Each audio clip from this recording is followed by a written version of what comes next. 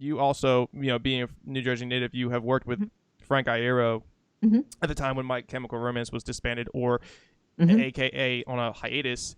And his dad taught me how to teach drums. So it's really cool that we have kind of like a similar, correlation between, him, and I met him a couple times. Right. 6 degrees of 3 degrees of separation. 3 degrees separate. And I'm in Pennsylvania, so I'm a little bit far out.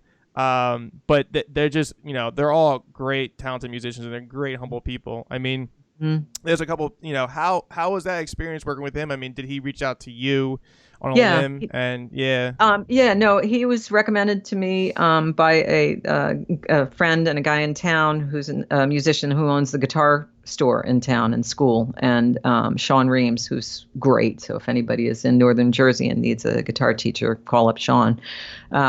But he recommended Frank, and Frank came, and we started working. And keep in mind, I really wasn't listening. Sorry, I wasn't listening to My Chemical Romance. They weren't on my radar. Well, now they are. So to me, he was just a really sweet young man, married with kids, and actually, I would give him exercises that he had to do with his kids when he went home. Oh, that's awesome. Yeah, they're starting a band, I think, right now. Like that, he posted that I think Cherry's playing bass, or Lily's playing bass, and Miles is playing drums. Like, they're all so musically inclined. It's such a cute family. But so how was that process? Because he never really sang, and that's a perfect example of somebody who really wanted to take it to the next level and get that mentorship.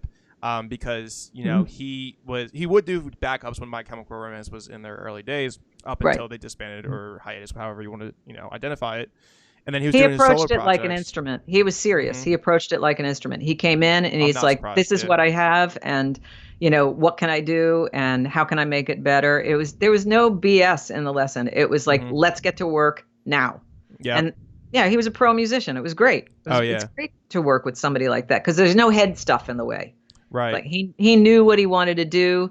He knew he was here and he wanted to get there. What do I do? So. Yeah, and his whole family's like that too. I mean, so it's just it's really nice to see that he took it to the next level, because he released so many projects so much shortly after, or while working with you in itself, because he just kept releasing music, and it was great tunes, like great punk rock tunes, like it just totally his vibe and such.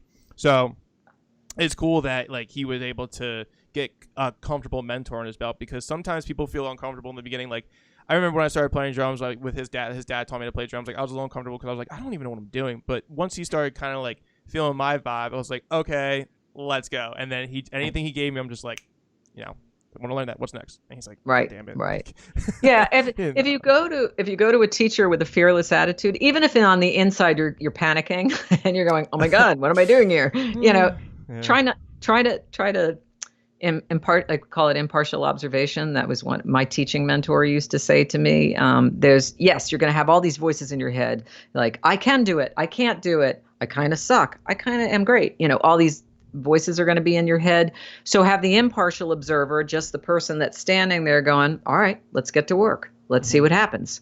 And so I think that's the best way to approach going to a lesson, is like those judging voices are going to be there. Let them be there, but you don't have to say them out loud. Just observe them. Know that they're part of you. Say hello.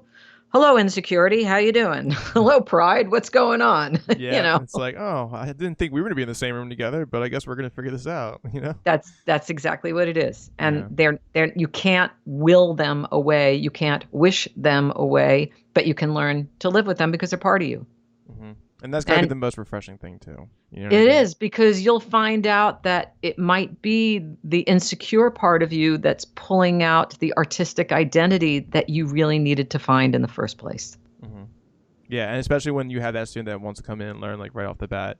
I mean, it's just like, okay, let's get to work. You want to learn everything that I know? Here you go. Let's go.